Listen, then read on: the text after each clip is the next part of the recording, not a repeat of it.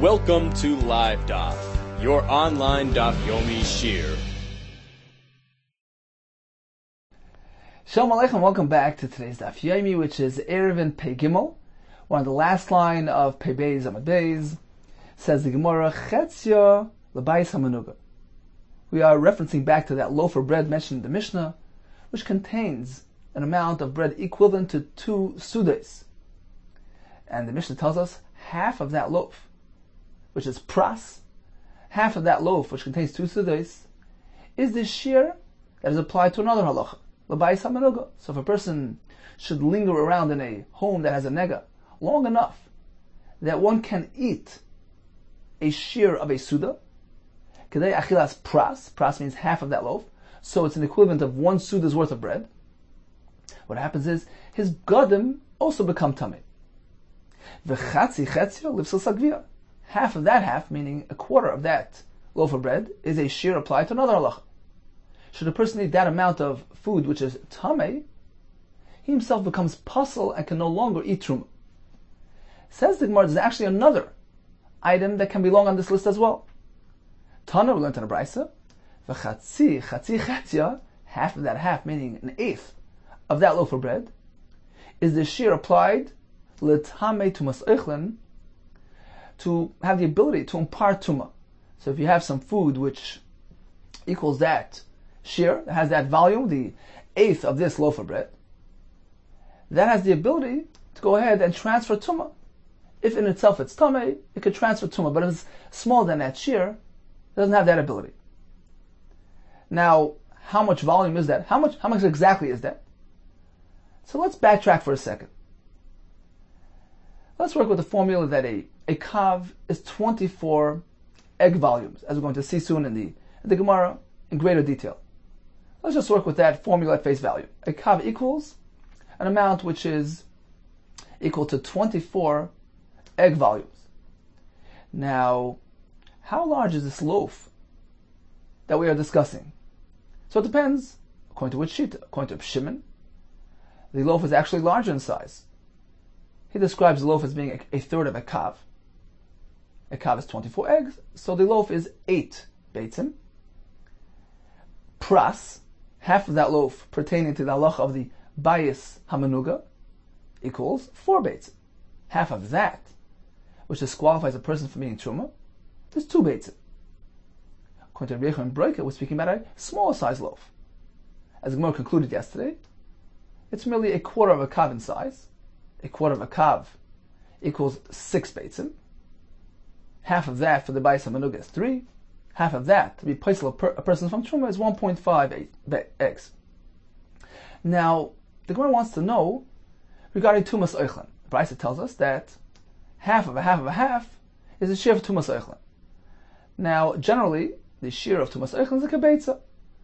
So, for instance, according to Reb Shimon, it works out that if you take that 8 beitzim, that large size loaf of bread, cut it down in half, you have 4. Cut that into half, you have 2 beitzim, and half of that will be the shear kibetza for tumas eichlin. So the question here is, why didn't our Tana make any mention of this category as well?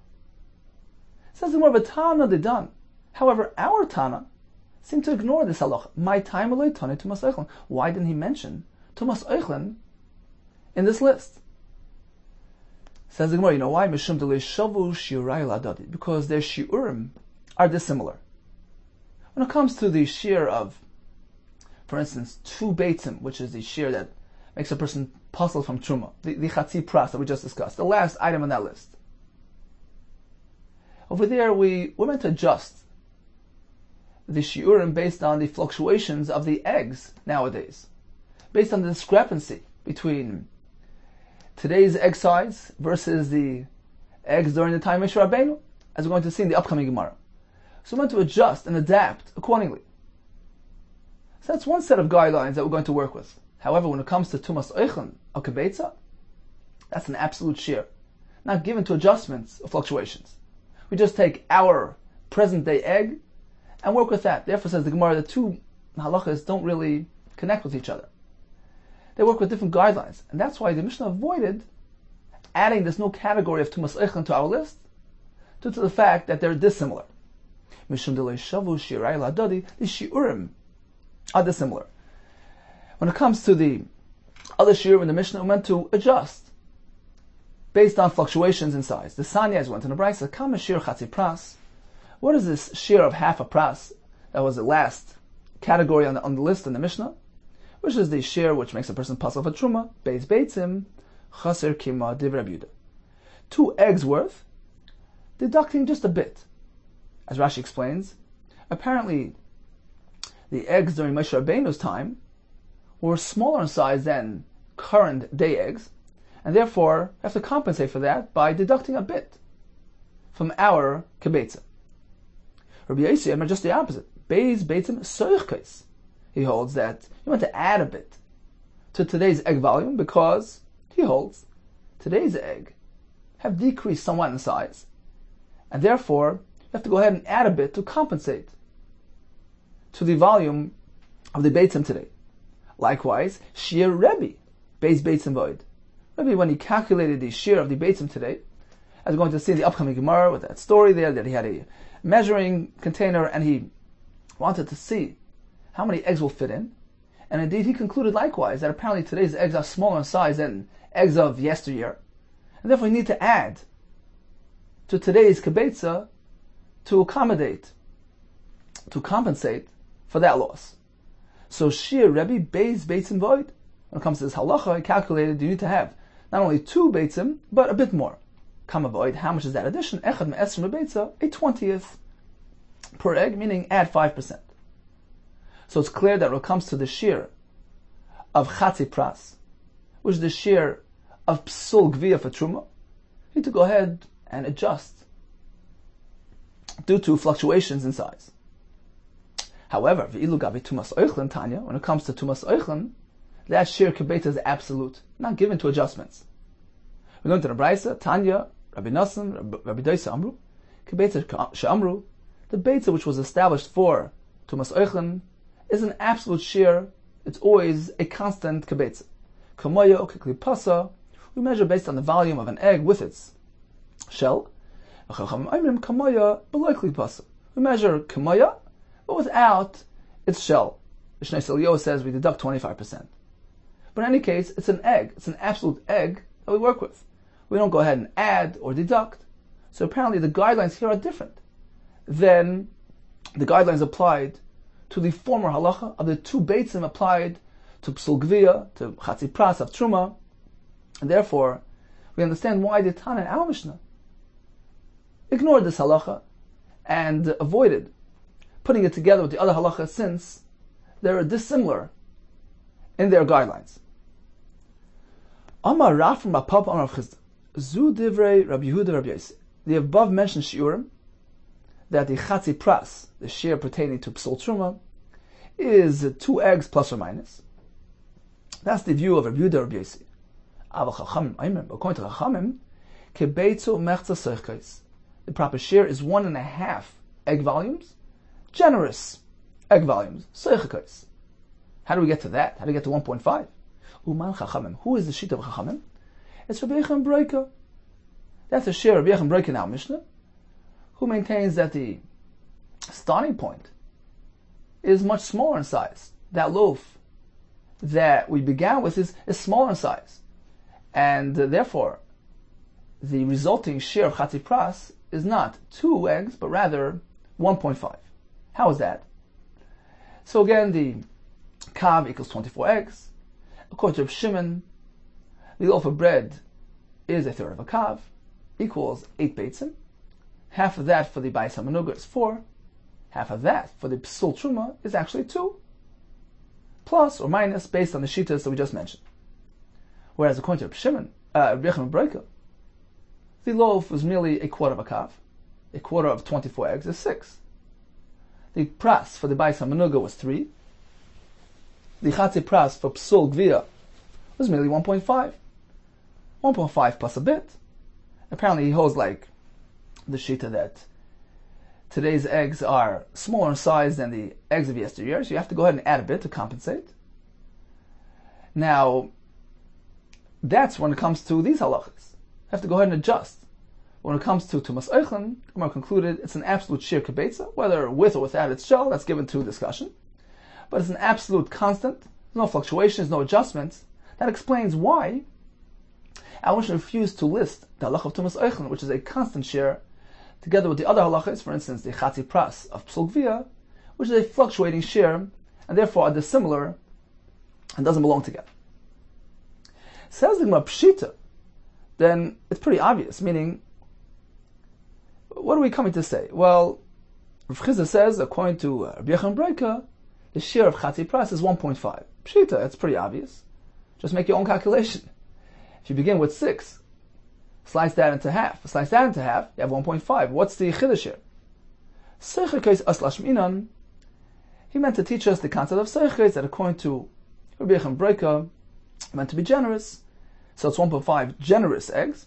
In accordance with the Shito mentioned earlier, that today's eggs are smaller in size, and therefore you have to compensate by adding a bit. Continues the Gemara. Now we're going to have that story where Rebbe calculated the egg volume size of today in contrast with the share of yesteryear, and he concluded that you need to add 5%. So how did that come about? It says, Rav Dimi came from Eretz Yisrael. Amar, he said as follows. There was a story that Shiger Bunyus, the Rebbe, Bunyus was his fellow, and he sent to Rebbe this measuring container. Mudya de Kundis. Mudya is a container which contains a measure of a sa'ah. De Kundis, that's what it was called. De min Neusa, from this place Neusa.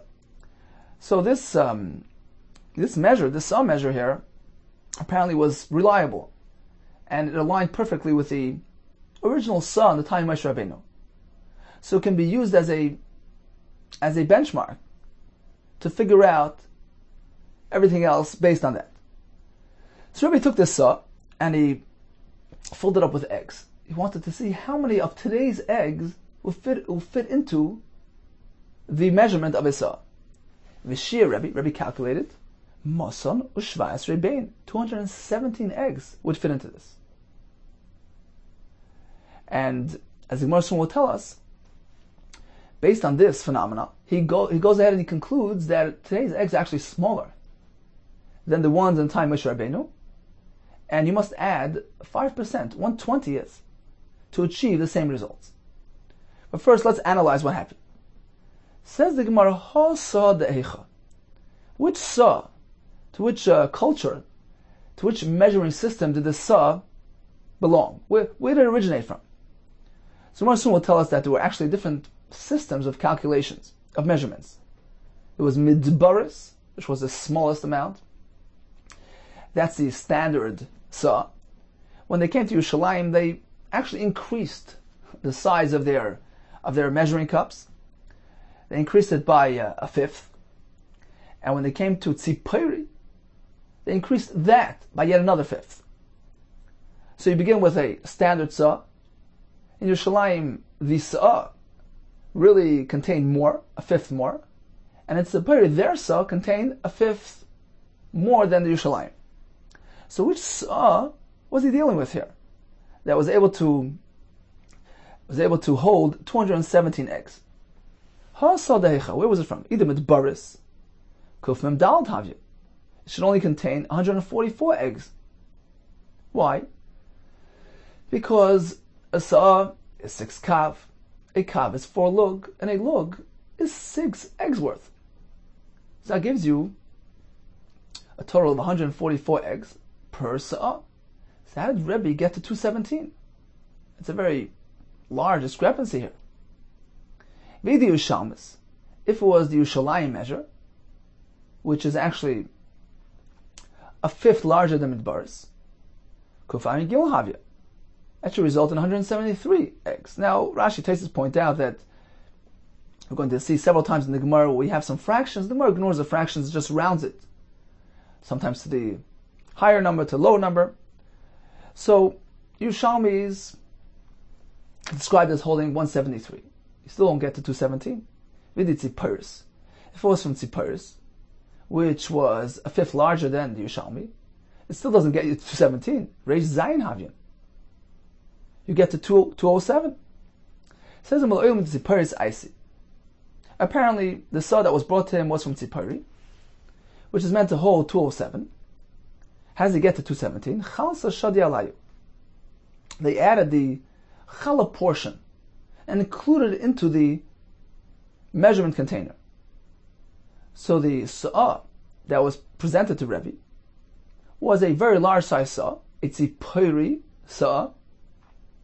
Not only was it tzipori, but they designed this kli to accommodate, in addition to the standard saw volume, also the amount of challah needed from that saw.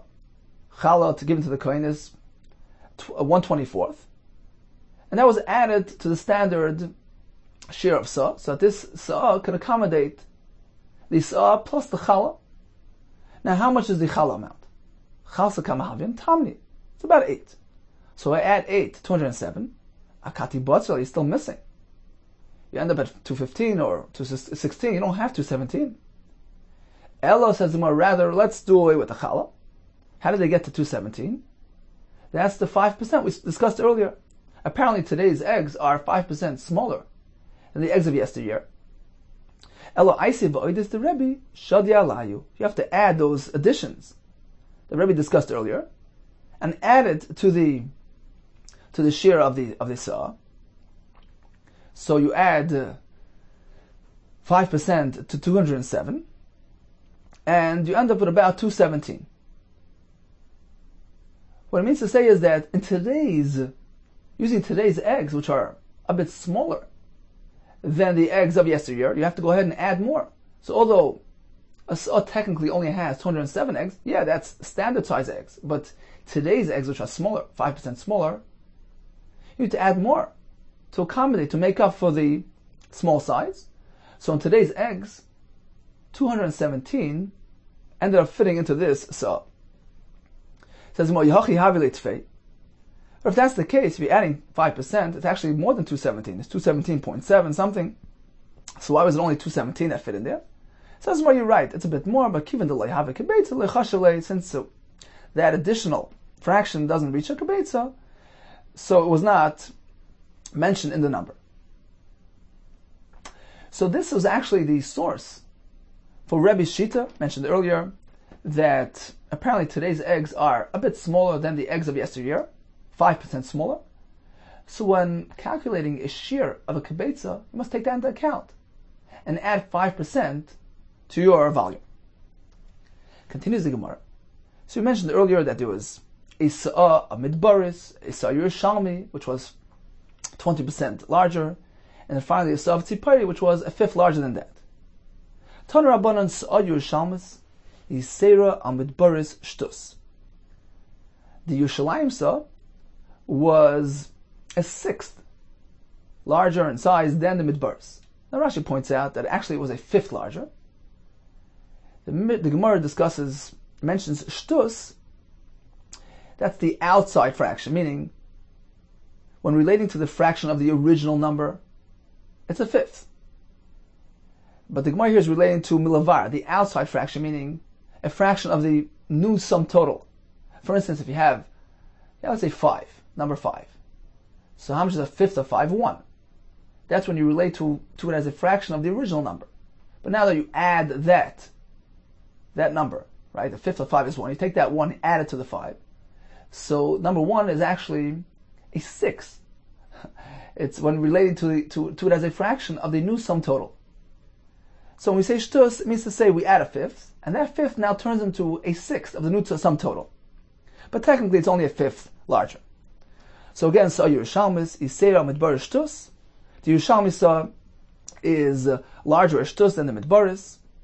Likewise, Vishal Tziparis, Yisera al Yerushalmis Shtus. The Tziparis measurement was greater shtus than the Yerushalmis. So there were different systems employed, and they were getting successively larger than the other. Nimtzis, so as a result of this calculation, Shal Tziparis, Yisera al Midbar Shlish. Tziparis, which was the largest measurement, ended up being how much larger than the original one, the Midbaris? A third. Now, the numbers are as follows. The midbaris is 144 beitzim, as mentioned earlier. The Yerushalmi adds another fifth, which is 173. Tzipori ends up being 207, which is actually 63 egg volumes larger in size than midbaris. Right? The difference between 144 midbaris and 207 tzipori is 63. Now, the Brisa here uses seemingly cryptic words. Brisa says, Nimtzes shal tziporis yiser midbari shlish. The discrepancy between the larger size tzipori and the midbari was a third. What does that mean, a third? Shlish deman, a third of which one? Of who?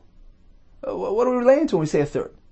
Ilem shlish midbaris. Does the Brisa mean to say that the third is in relation to the midbaris? If you take the midbaris, which is 144 egg volumes, split that into 3. So a third of the 144 is 48. And that is the difference between the midbaris and the tzipori. Well, that doesn't work. Michti, let's take a look. Shlish the midbaris kamahavi. What is the third of the midbaris? Arbaim v'tamya, 48. V'ilu, however, utfa shisim v'tlas.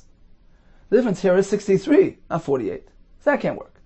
Ve'ela, rather, shlish the Yerushalmis. The difference between tzipori and midbaris equaled a third of the Yerushalmis. Shalmi is 173. A third of that is 58. Shlish tidel kamahavi. How much is a third of that?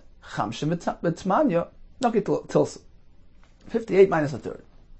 So that also doesn't work. V'ilu, however, over here, utfa shisim v'tlas. We're dealing with a 63 discrepancy.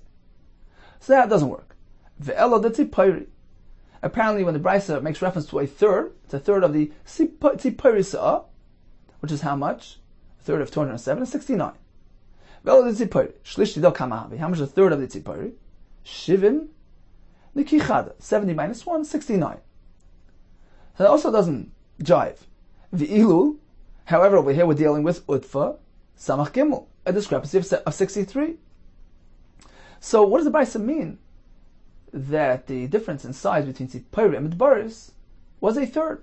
We're dealing with a 63 discrepancy, which doesn't seem to align with any thirds here. Ella Omar Yirmiyah Hachikama. This is what the Brisa means to say. Nimtzes sa'ah shal tzipori yisera al midbaris karev l'shlishala.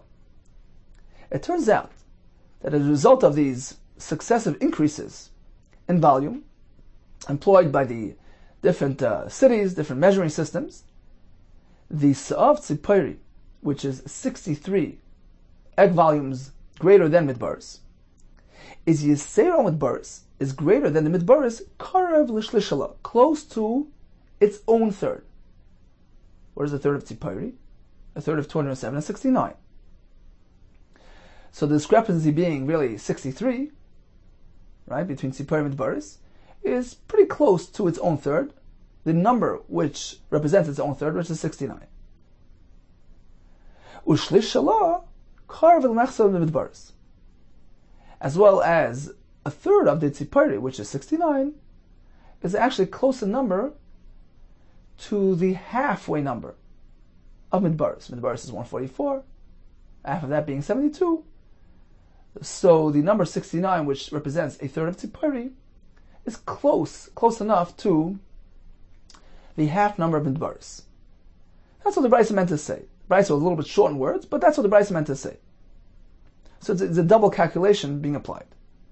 Maskav Ravina. Ravina challenged this. Midi karev tani.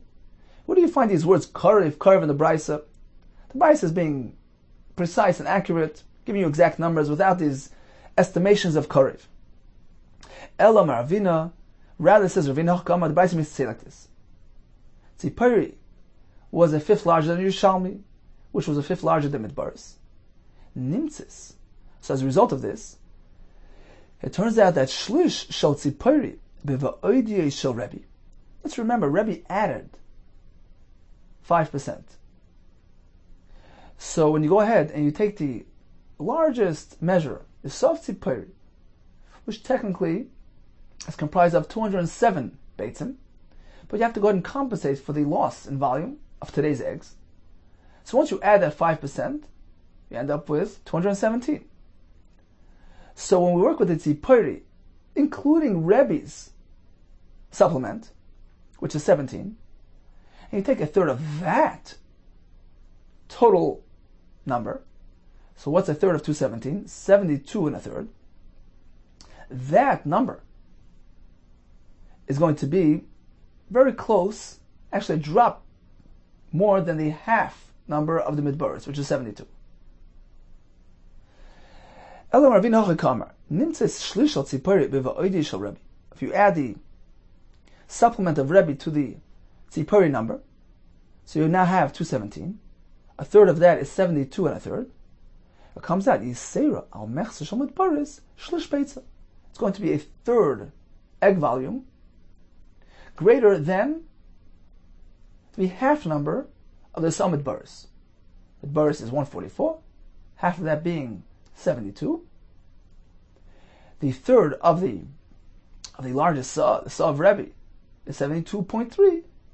So this extra third is that slight discrepancy between that number and the half number of 72, the half number of the midbaris. That's what the Brisa meant to say. Continues the Gemara, Tana Rabbanan. Now we're going to speak about the sheer requirement for hafrashas challah. How large a dough must it be to necessitate separation of challah? The pasuk says, "Reishis arisei seichem." You meant to go ahead and separate the first of your doughs. Kedei isei seichem. That's when you have a proper amount, a proper measure of your dough. How much is that? V'kama isei seichem. What is considered to be your standard size dough?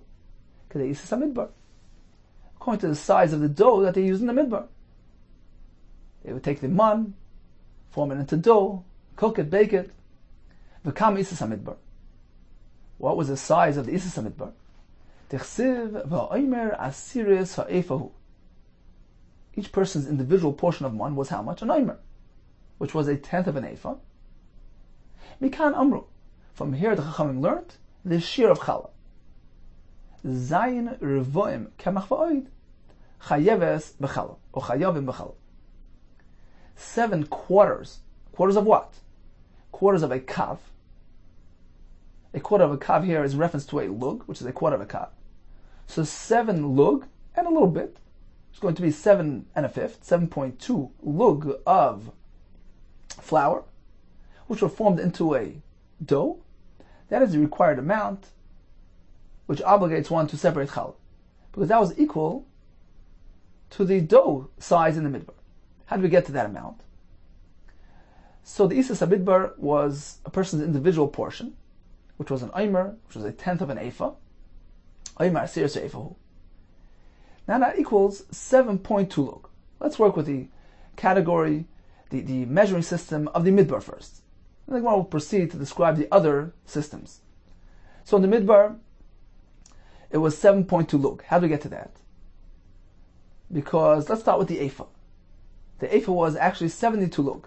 How's that? An ephah equals 3 sa. A sa, 6 kav. A kav is 4 lug. And actually a lug is 6 beitzim, but that's not really relevant to Al Gemara. So in total, an ephah will have 72 lug. An omer, which is a tenth of that, will be 7.2 lug. That's how we get to this amount, to this total of 7 quarters of a kav, which is another way of saying 7 lug, plus a bit, 7.2 lug. That's the share, the standard share of a minimum share of a dough size, which would be chayv mechallah.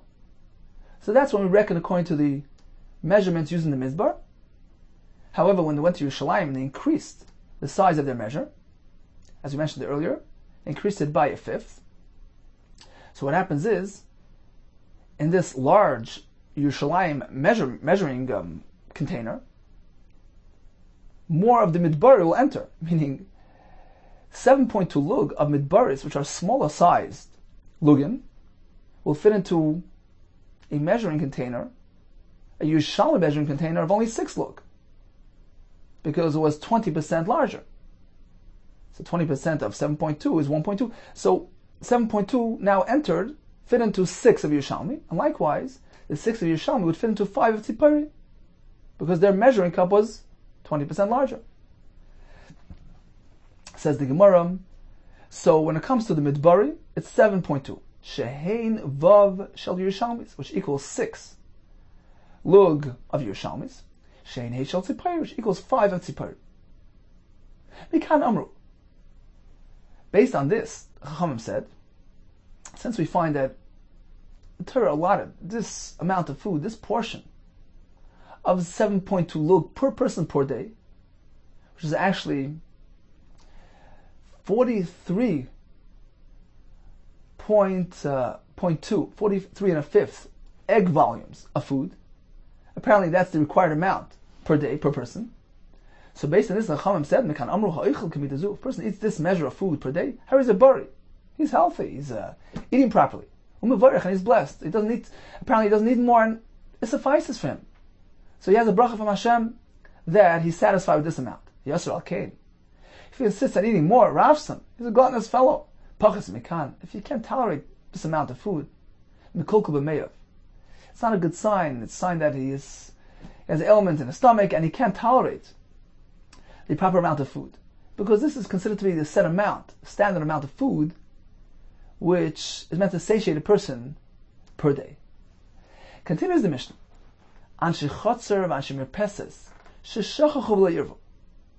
Let's say you have a chotzer, a courtyard with some residents in it, who make their own eruv amongst themselves. And you have a mirpeses. What's a mirpeses?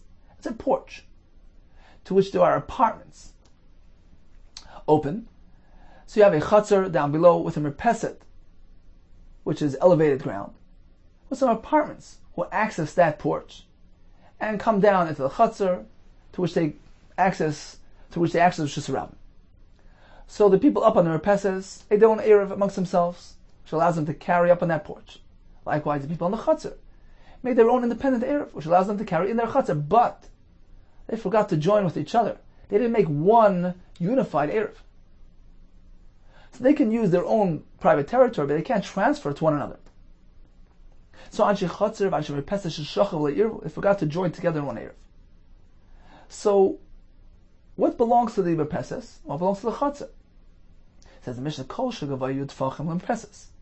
Any surface area which is 10 tfachim in elevation is considered to be exclusively granted to the Mirpeses because it's easily accessible to them, and therefore they can use it, and not the people of the Chotzer.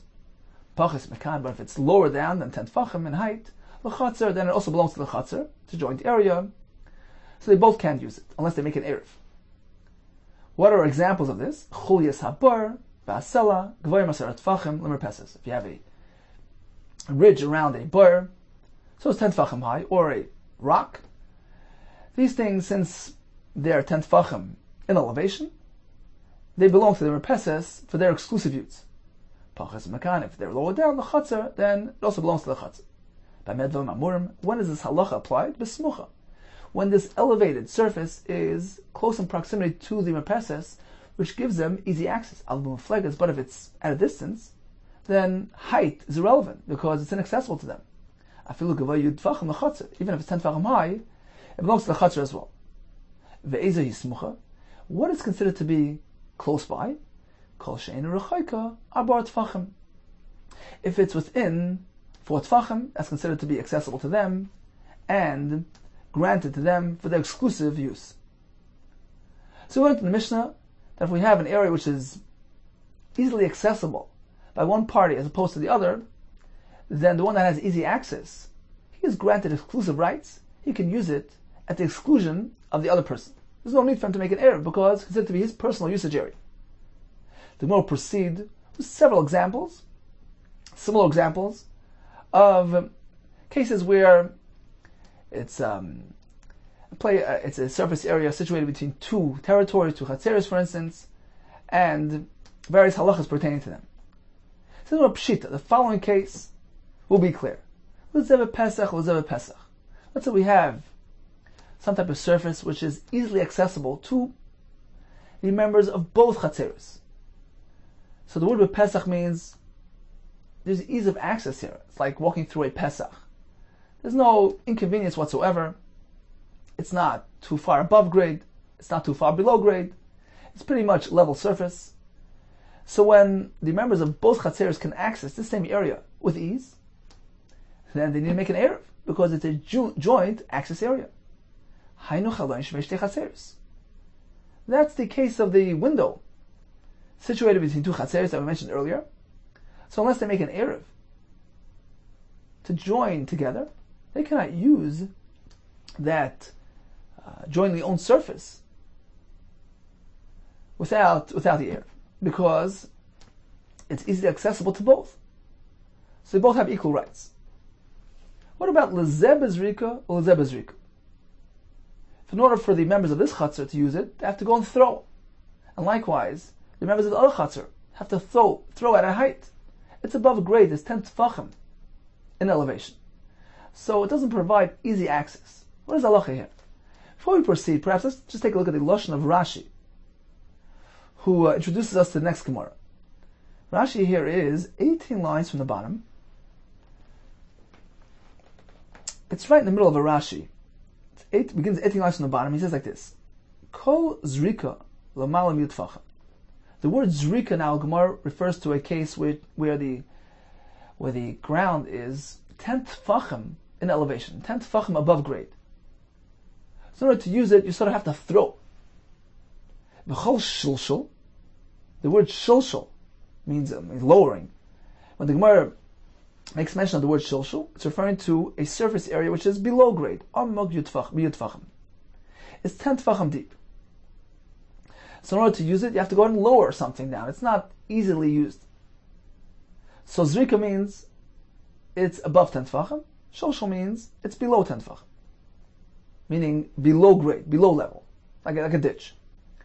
Whenever we speak about a place which is easily used, and we call it a Pesach, what does that mean? It's just a way of saying that it can be used with ease, because it's pretty much at ground level. We're speaking that the level is not 10 tefachim in elevation, nor is it 10 tefachim below grade. So Pesach means it's pretty much ground level, within 10 tefachim, either above or below. Zrika means it's elevated 10 tefachim from where you are. Shilshul means that you can only use it by lowering, meaning throwing something down, hanging something down, meaning it's 10 tefachim below ground level. So just see the Gemara again from the beginning. Pshita, in the following case, the halacha is pretty clear. Lezeh Pesach. We have a surface which is pretty much ground level and can be used with ease to the members of both chatzeros. Hanu chalosh ve'shtei chatzeros, that's the window between two chatzeros, which requires an eruv. Lezeh bezrika. Let's say we're dealing with an elevated surface, which can only be accessed through throwing, meaning it's 10 tefachim above grade. Hainu koisel shemei chatzeros. That's the example we learned earlier about a wall positioned between two chatzeros, which is only accessed through throwing, meaning it's 10 tefachim in elevation. So since the members of both chatzeros don't have easy access, then nobody gets priority. Nobody has preference. It's considered to be a jointly used area and requires an eruv.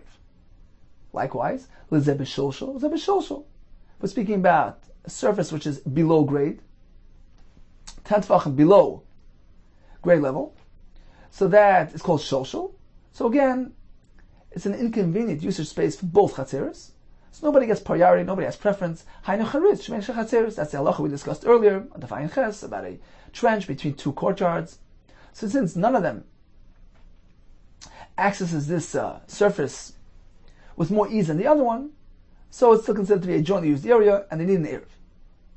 What about lezeh Pesach or lezeh bezrika? We have a surface which is accessed with ease by members of one chutzner.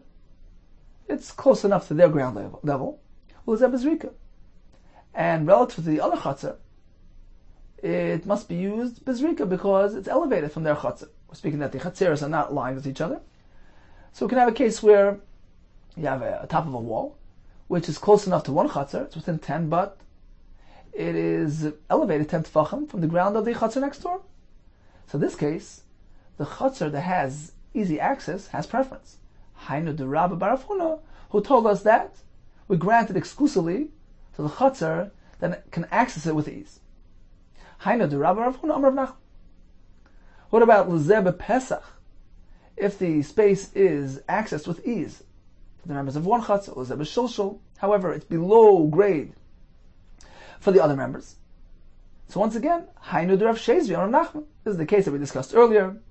Over there in Daf Ayin Zayin, if we have a trench between two Chatzeres, and it's actually close to ground level to one Chatzar, so to them it's considered to be Pesach, they can access it with ease, versus the other Chatzar, who need to go ahead and lower, because to them it's 10 tefach below, who gets exclusive rights? The one that accesses it with ease. What about the following case? That none of them can access this place with ease. Lezeh B'Shilshul, Lezeh B'Zrika. What is the halacha here? If you have a surface here, which is really inaccessible to both. Lezeh B'Shilshul, relative to one Chatzar, it's below grade. It's 10 tefachim below. They have to go ahead and lower to use it. In relative to the other Chatzar, it's B'Zrika. It's above grade. It's 10 tefach in elevation. So really, it's inconvenient for both members, for both Chatzeres. So which one gets priority? Says the Gemara, Amar Rav Shnei Masur. They're both asur. Why? Because this one has to throw, this one has to lower down. Shnei Asur. They're both asur. It's considered to be jointly owned and used by both members, and they have to make an eruv to use it. Ushmol Amar, he says no. Who is it given to? Noisen oisel lezeh. We grant it to the one lezeh shebasholshul, to the one that looks down at that ditch and uses it via lowering down. Why? Shmuel considers that to be a more convenient form of usage versus the other fellow who has to throw up in the air. Shelazet hashmisha benachas. Because to this fellow who uses it b'shilshul, it's considered to be easily used. Ulazet hashmisha b'kasha. However, to the fellow who has to go ahead and throw up into the air, it's considered to be using it with difficulty. Whenever we have a davar, which to one person can be accessed with ease, versus with difficulty to the other person, who does it go to? We give it to the fellow who accesses this spot with ease. So apparently, according to Shmuel, having to toss something up in the air is inconvenient. You can't really control what you're doing. Versus Shilshul, which is lowering down, you can still somewhat have control. You're holding on to the thing as you're lowering it. So according to Shmuel, he's considered to have real control and legitimate use of this trench, and therefore he attains exclusive rights, and he can use it on Shabbos without making an eruv chatzeres. So in summary, we learned that if we have a territory which is equally accessible or inaccessible to the members of these respective chatzeres, then it's considered to be joint territory and an eruv is required. However, if one of the chatzeres has easy and convenient access, in contrast with the other chatzar, who finds it difficult to use that surface, then he is granted exclusive rights, can use it on Shabbos without need for an eruv. Pesach means it's close to ground level and easily accessible. Zrika means when it's 10 tefachim above ground level, and you need to use that area by means of throwing. Shilshul means it's 10 tefach below grade, which needs to be shilshing to lower it down.